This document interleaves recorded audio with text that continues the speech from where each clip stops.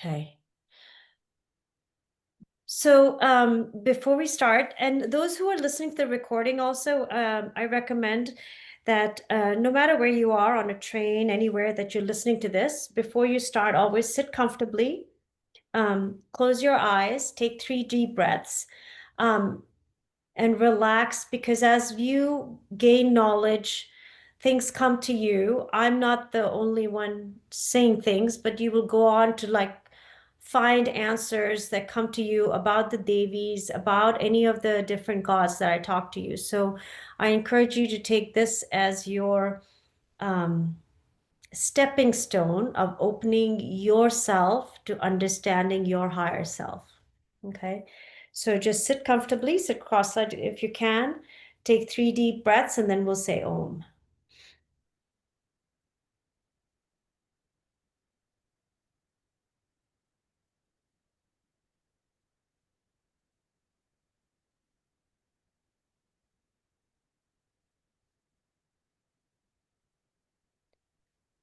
Om. Om.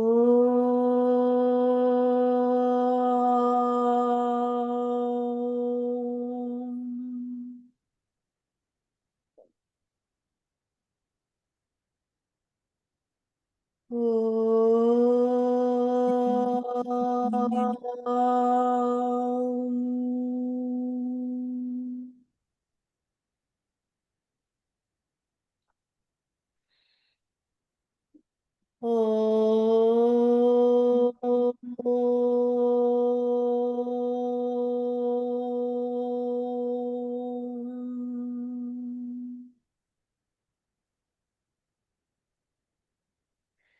सर्वमङ्गलमाङ्गल्ये शिवे सर्वार्थसाधिके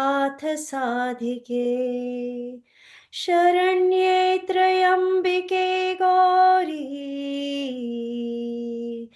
नारायणी नमोऽस्तु ते नारायणी नमोऽस्तु ते नारायणी नमोऽस्तु ते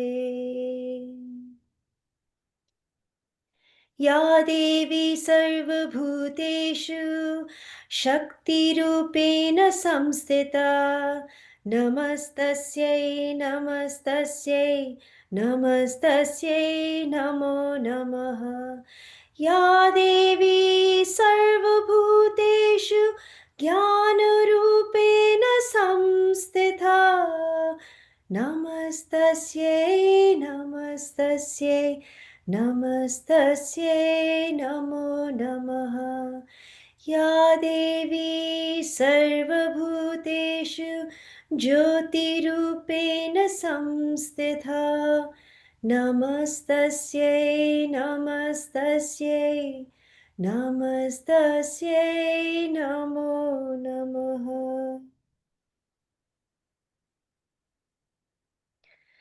I invoked the Devi that lives in this entire Brahmand, this entire universe, in the form of, and that was the last shloka I said, in the form of Jyoti, which is light, Shakti, which is strength, and Gyan, which is knowledge. So in these last we already had Navratri, so I will talk to you guys about what was Navratri. And during this time, remember, we're still in the phase of where Lord Narayan is in his Yog Nidra. So in his Yog Nidra, there are different gods helping run this universe. And as they help run this universe, you are all aware that that means during those time periods, we're extremely close to connecting with that energy, with that divinity. So what we have now is during these 9 days, you have the Navdurgas. Durga is the Shakti form. We've talked about Shiva and Shakti before.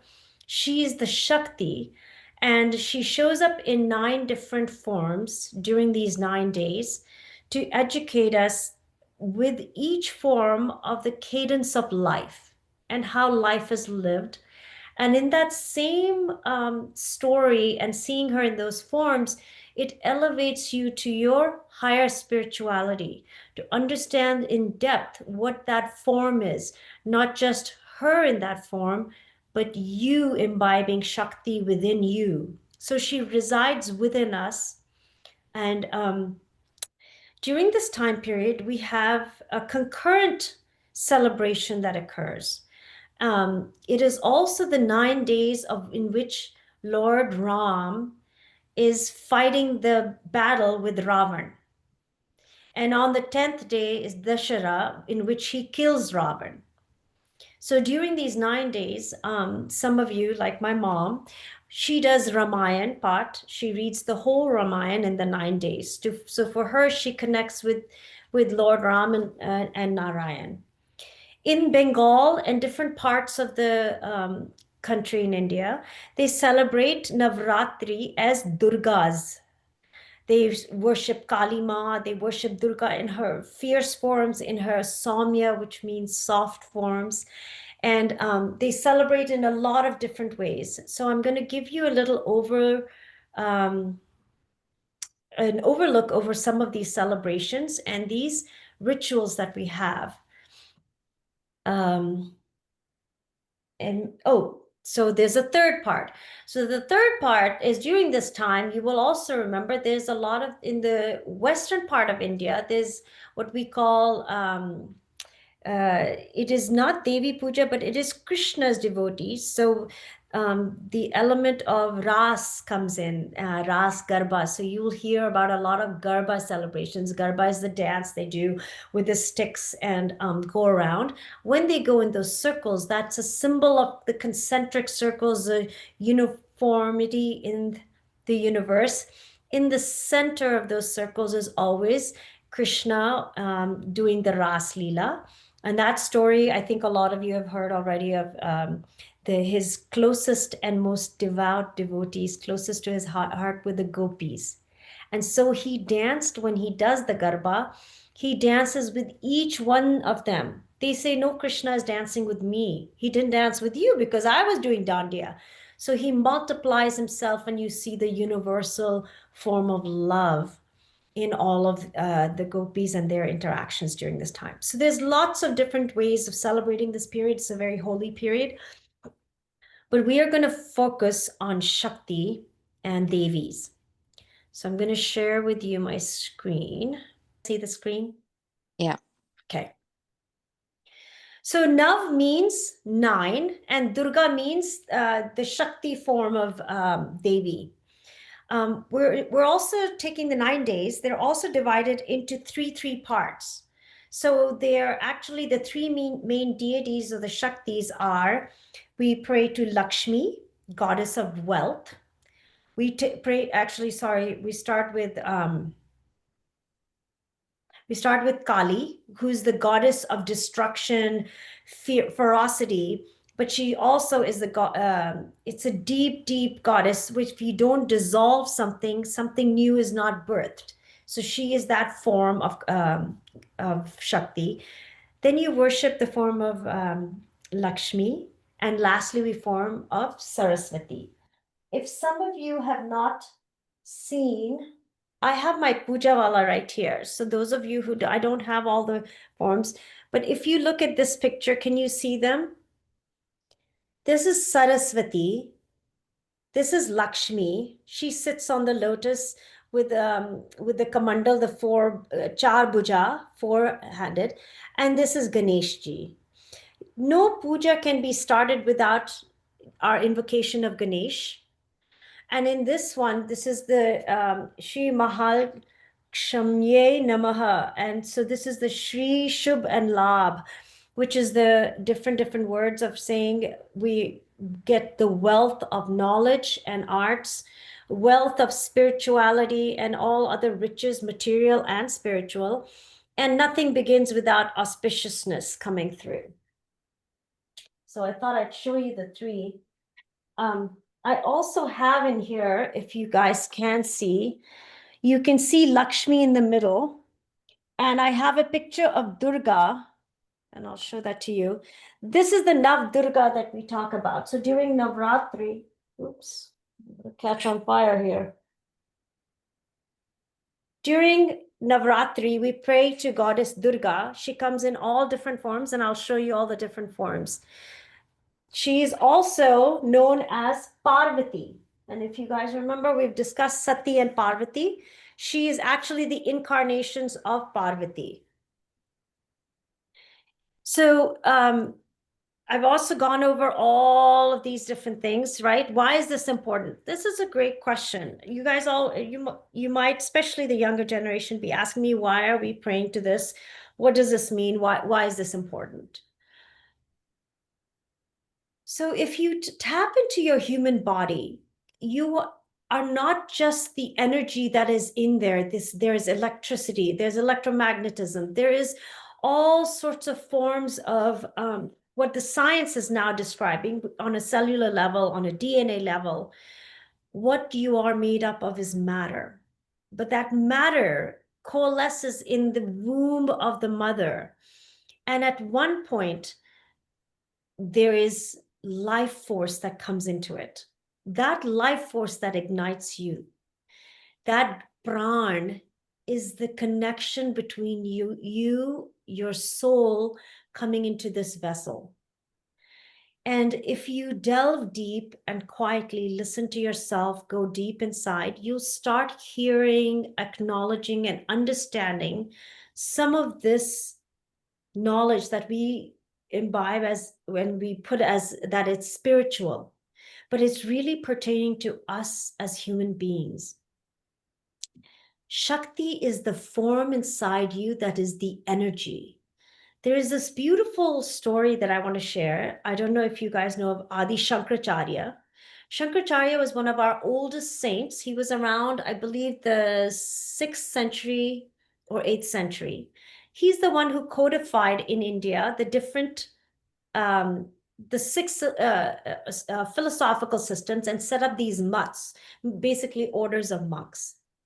He was a very big Shiva bhakt. He didn't understand or believe in Devi. He'd never used to, he didn't expound on anything that was Devi. So one day he was sitting under a tree and he was meditating. And, the monks can meditate for long times and they still have all this energy in them, right? They walk barefoot. They can deal with the hot and cold that we are putting so many layers on. Adi Shankar, sitting there in meditation, got up. But as he got up with his body, he had no energy. He couldn't lift himself. He said, "What is this? I can't get up. What happened to me?" So he sits down because he's not even able to get up. So he sits and quietly goes inside and seeks the answer. And he realizes that at that time, that while I pray externally to Shiva, and I believe in Shiva, Shiva is the silence in the cosmos, the vibration, the Om sound. Shakti is the energy that ignites him. Without Shakti, there is no Shiva. He's just, if you take the I out of Shiva, he becomes Shab. So what is this thing, this Shakti, this energy that is within us? Sometimes you'll find you'll have a lot of willpower, a lot of strength, and you're able to do things. Other days you get very lazy, you can't. It's the energy principle that is increasing and decreasing in you. And this is why if you tap into the external forms of the Devis, this worship we do, we give thanks to this cosmic energy that is residing within us. And we honor that. And so this is what the 9 days of Navratri are about. So that was the long way of telling you why is this important, because now you'll pay attention and I have short little stories to tell you. So most of you don't know this, but Nav means 9, Ratri means night. Remember, it's the night essence. We're not talking about the day. It is the night in which the Shakti is in power. When we sleep, we connect with the cosmos. That energy is Shakti coming in you. Remember, we say that I need to rest, I need to sleep before I get going. This is what is coming into you. This is what is igniting you. Navratri is celebrated 4 times a year, not once. I thought it was once because we all hear about the big hoopla. That is the Shardiya Navratri in the season of autumn, Sharad, when Lord Ram returns victoriously on Vijayadashmi Day, which is the 10th day. The other Navratri is known in the spring. When Lord Ram was born, it's called Choti Navratri, and it is in the Vasant. So Vasant is known as spring. And then you have two others, Mahagupt and Ashadgupt Navratris, which are smaller Navratris. I don't know where they're celebrated. I am not too familiar with them.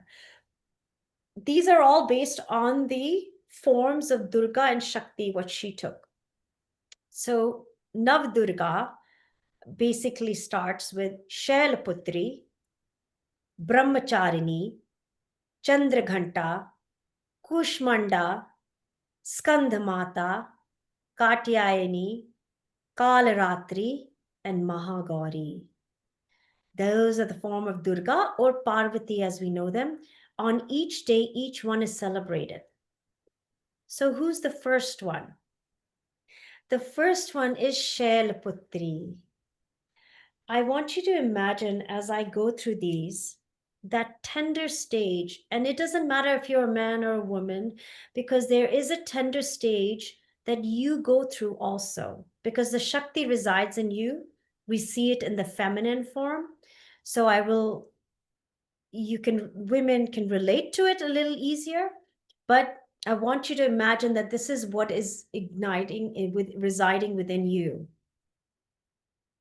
Shailaputri. Shail means mountain. Putri means the one who is the daughter of the mountain. When Parvati, so remember, this also tells you about life, right? Life doesn't begin now when Avni was born. Life has been happening before in my previous births and my other births. So it is a continuum. And this is the story that tells you this is a continuum. Parvati, before she was born, I'm not going to ask you guys to turn your phones on and off. I know you remember this, was Sati.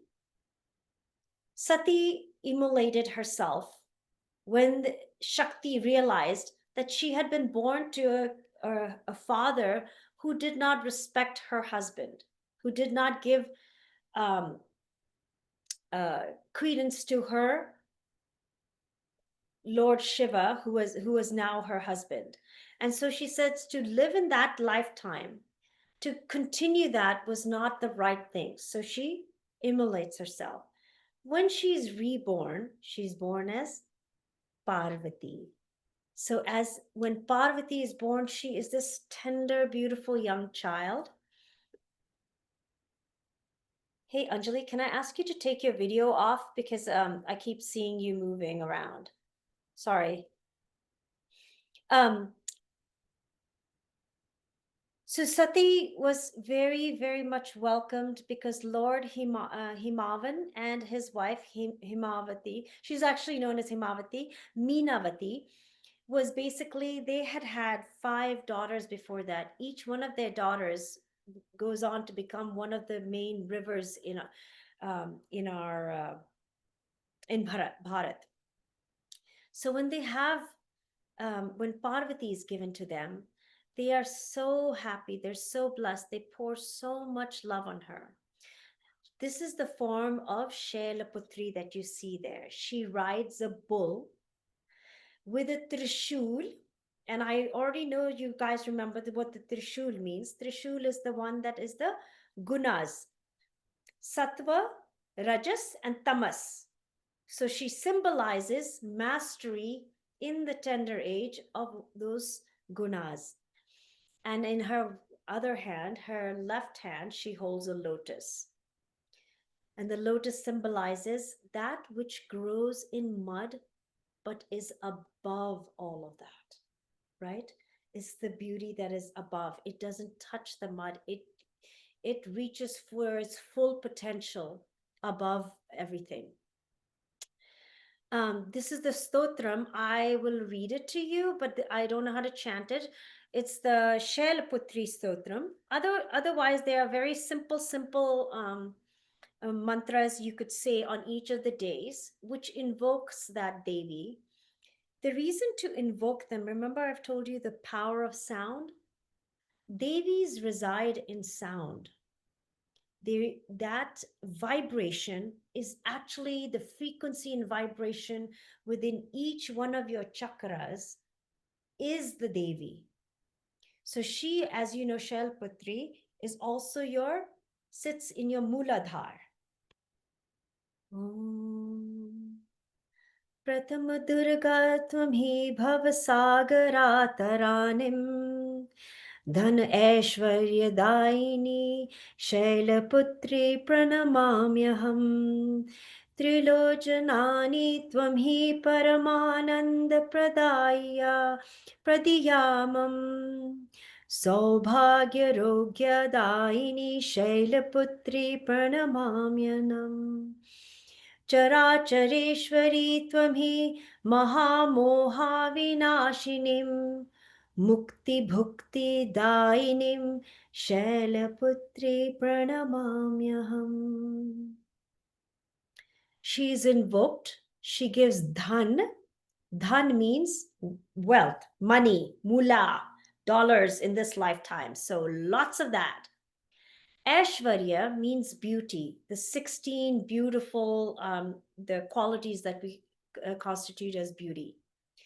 She gives Saubhagya Rogya Daini, Characharishwari Tvami Vinash, Mukti Bhukti Dainam. Mukti meanings gives me liberation, takes me away from these bondage. Bhukti and Dainam. Bhukti is also bhakti, which means gives me the ability to reach God. So Shailaputri is the first one, on the first day that we invoke her. That is also the day in which we do the Stapana. When you see a lot of Durga Puja, you will see a couple things done. You install a kalash. Does anyone know why we do a kalash, which is a pot of water with the coconut on top? What does it symbolize and why do we do that?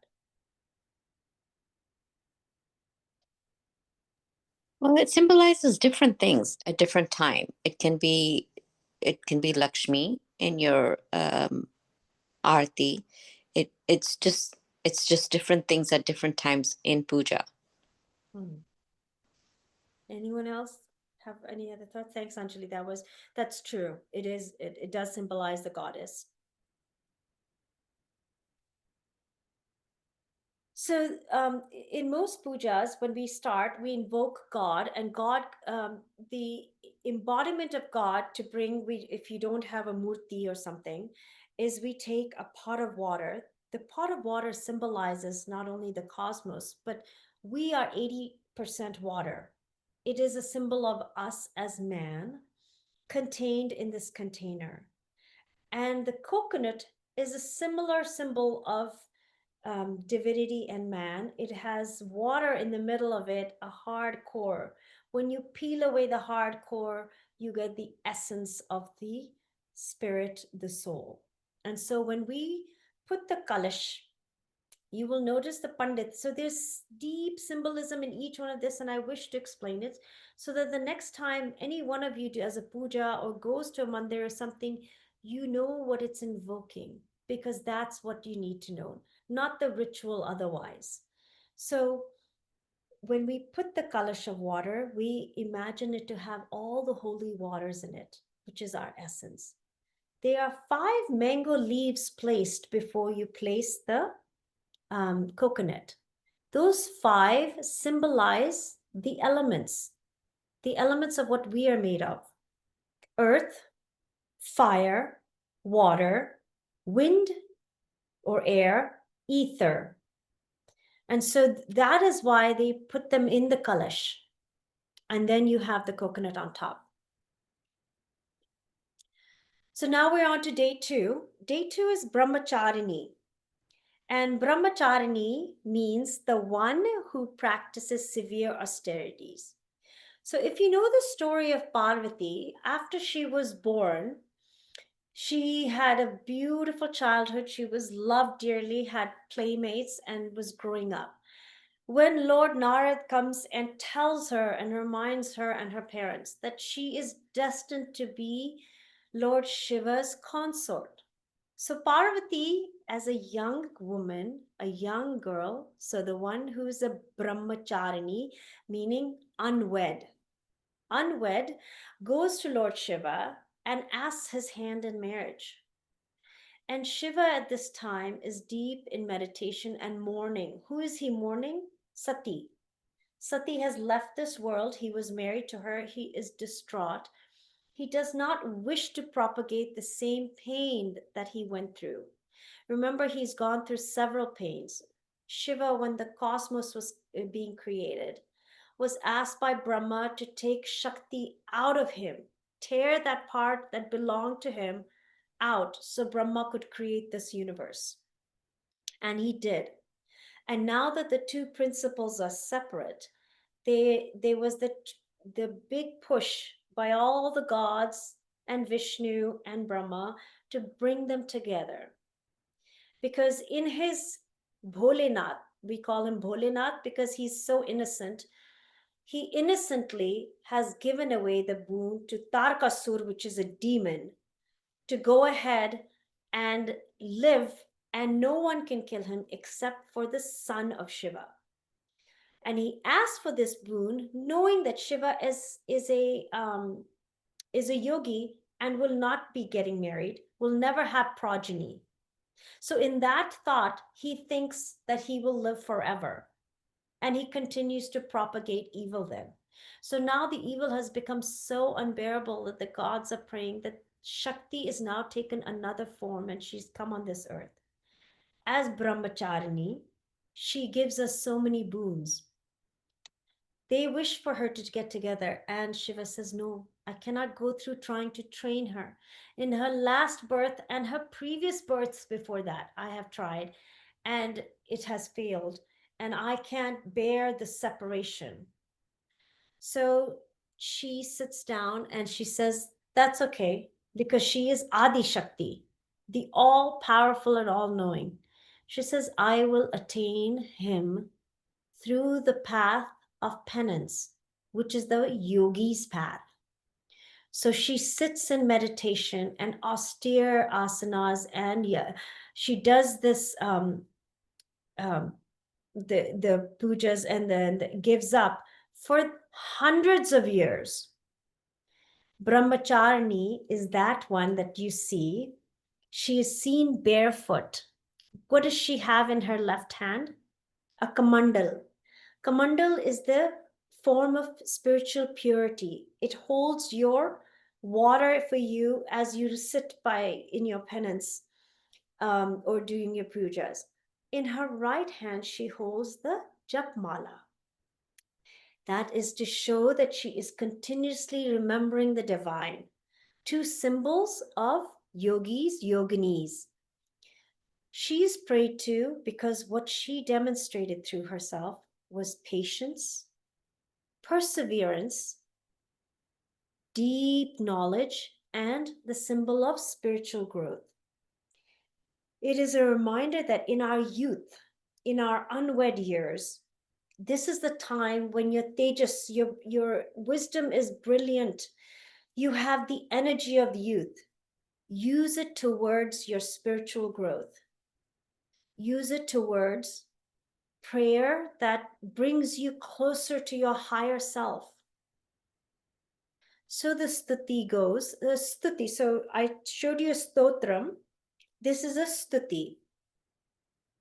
Ya Devi Sarvabhuteshu Ma Brahmacharini Rupena Samstita Namastasye Namastasye Namastasye Namo Namaha. You can chant this on your jap mala. If you do one mala on any one of these days, praying to that Devi, For sure, she will answer your prayers. For sure, you will feel that energy. Where do you think Ma Brahmacharni resides? In your Swadhisthana, your second chakra below your navel. This chakra is known for creativity, for energy that moves. Its symbol is water. So you will see Brahmacharni residing there. These elements are what she ignites.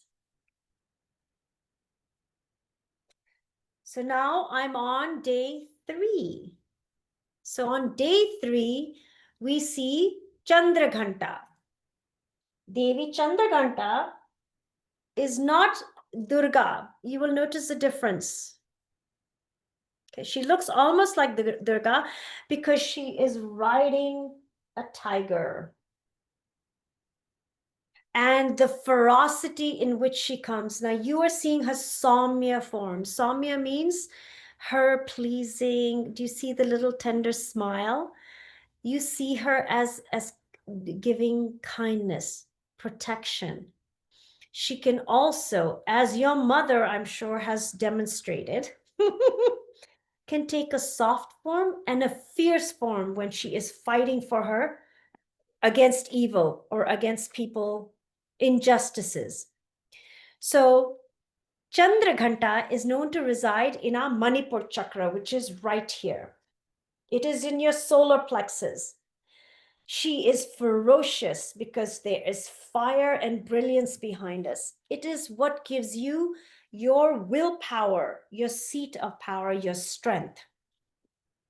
She's the one who symbolizes protection, strength. You see her strength with all her weapons. She is brave and courageous. This is basically her form showing that I will undertake anything, any evil that will come to me. I can fight it with the gada, which is the mace. I will cut all attachments you have with the sword. She cuts off all attachments. Why are attachments so prominent?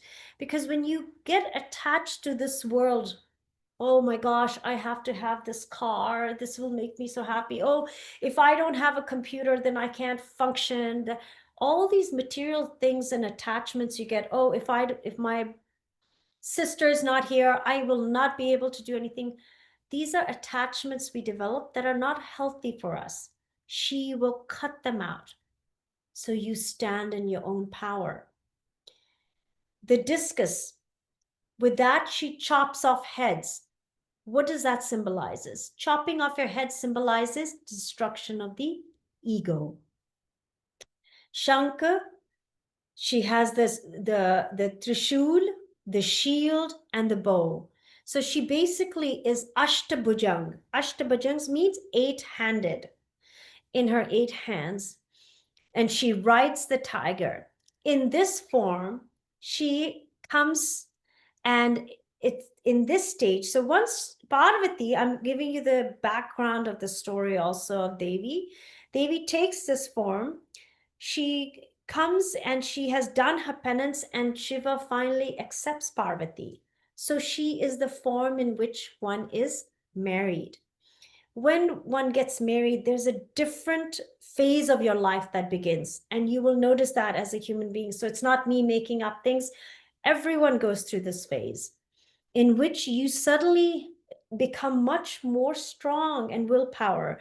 You know how to protect the family that is gathering around you. You are brave to confront different issues that come up. She establishes justice and discipline in the world, 2 very essential qualities. Without discipline, without having the discipline to wake up, to do the things that you need to do, to move forward in life, she's the one you pray to if you are failing in that, if you feel depleted in that. Just a quick meaning, her name Chandra, she also, in this picture you can't see it, but she's supposed to be wearing the moon Chandra as Shiva does. Ghanta means the bell. She is a warning. With the bell, we give warning. We call upon our strength. When you're in a weak position, have you ever realized that when you gurge, when you play a bell or you make a loud noise, it awakens more energy around you? That's her representation. Her mantra that I will say over here is Om Devi Chandra Ghantaya Namaha. Om Devi Chandra Ghantaya Namaha. Om Devi Chandra Ghantaya Namaha.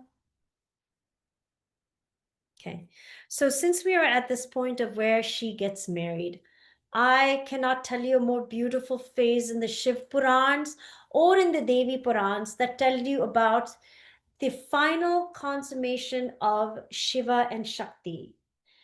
In the eons that they were separate, we have now finally come to the moment where Shakti and Shiva will reunite. That wedding is so beautiful. So many things happen.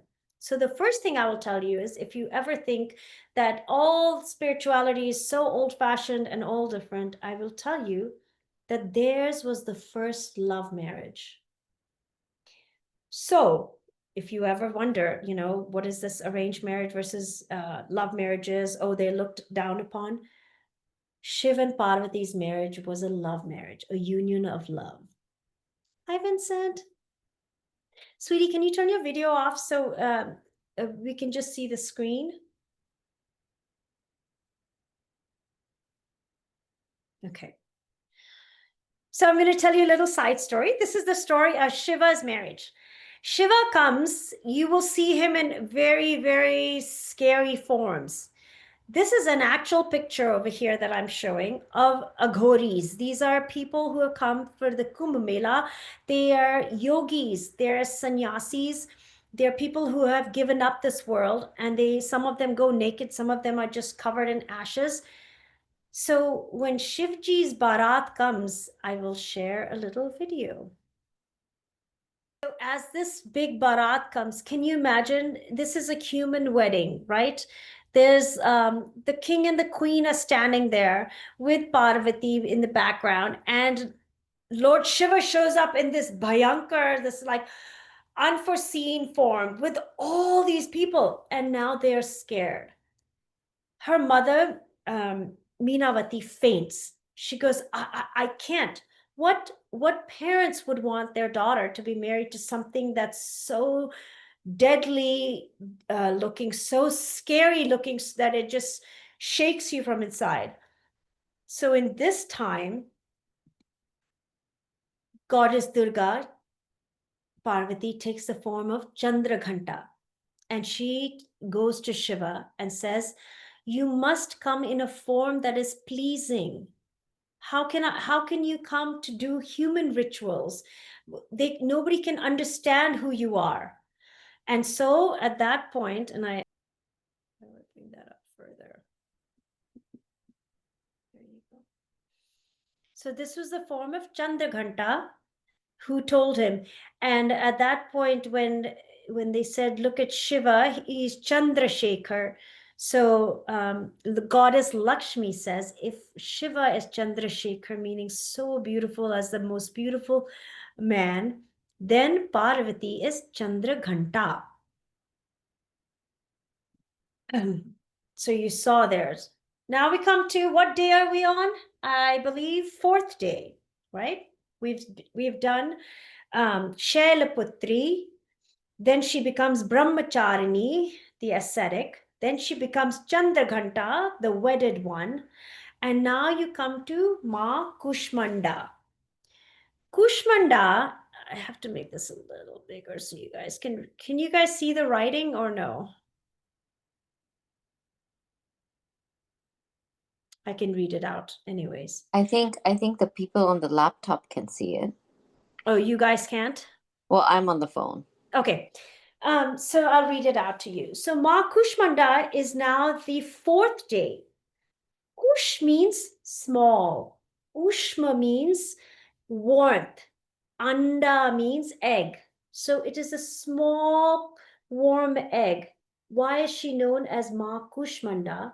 This is the form in which she conceives. She is known as the conceiver of the cosmic egg. In her Hiranyagarbh, her golden womb, that this cosmos erupted. So now I'm going to tell you guys a secret, something that a lot of people don't know. And you can ask your grandparents and stuff, and they won't know. So, as in the beginning of time, when there was nothing, a void existed. It was goddess Kushmanda. When you look at her face, you'll see most of her depictions with a little smile. When she gave that little smile is when Brahma knew it is time to create, and Shiva knew it is time to destroy the old.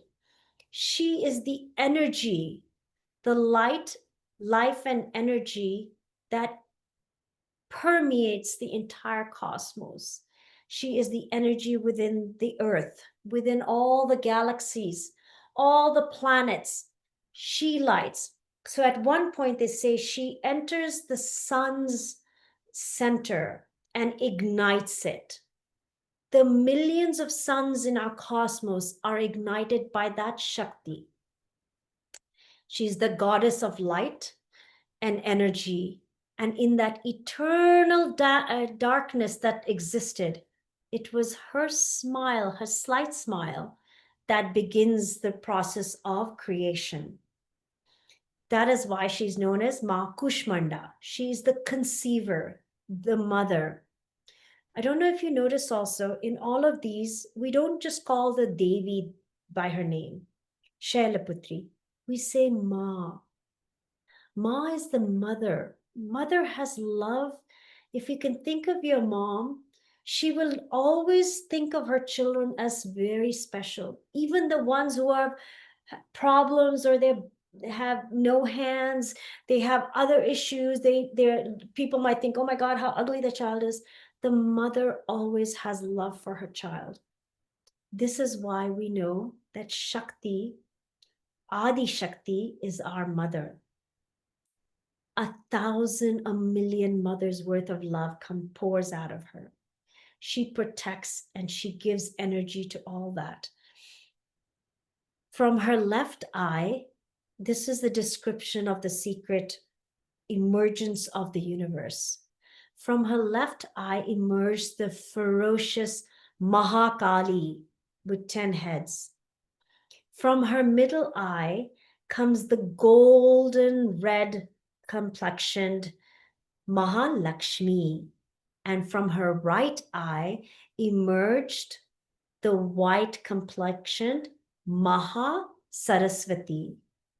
These are the higher forms of energy that come out of Adi Shakti. So when we talk about Adi Shakti, Mahalakshmi is the energy that ignited, and so she then created Vishnu or Narayan and Lakshmi. It is that energy that creates the two. With Saraswati, there was Brahma and Saraswati. With Mahakali, there was Rudra and Kali. So the energies are what actually ignites and exists in all of these. Ma Kushmanda lives in our Annahat, our heart chakras. In the story of Parvati, she becomes, at the later stage after being married, she is able to give birth. To who does she give birth to? Kartikeya. Kartikeya, therefore, it was the protector of this. He becomes the general and protector of the earth because Tarkasur, the demon, has become so bad. They have to have the son, Kartikeya, who will eventually kill him. The story of Kartikeya, I hope you know, he is not conceived in the human form.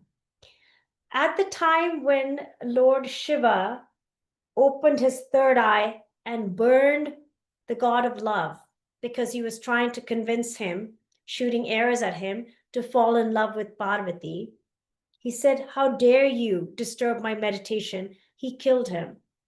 At that point, his wife comes crying, and she turns to Parvati and says, because of what I have experienced, my husband has been destroyed.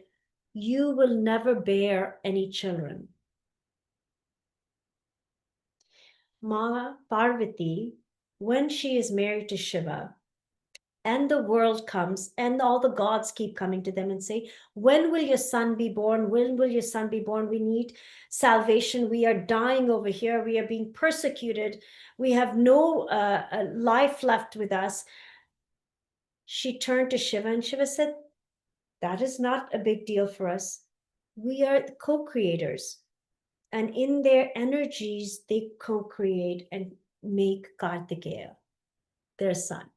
So this is the form of Ma Kushmanda. I am going to be pausing at this time because the next 5 Devis we will go over on our next session. So just a little recap. You start with the Nav Durgas. You have Shailputri. Let me go back.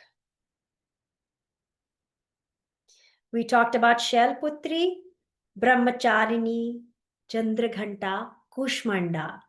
When you look at these forms, remember, I always tell you, Devi doesn't exist like this. She is an energy. She is a vibration.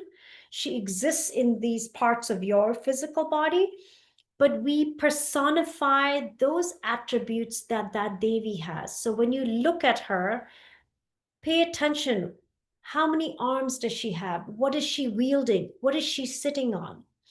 When she comes as Chandraghanta, ferocious, she's sitting on a tiger. When she comes as Kushmanda, she is sitting on a lion. So pay attention to that. Does anyone have a question of anything that they've come across in the during next? I think it's next week only. We're doing the other Durgas.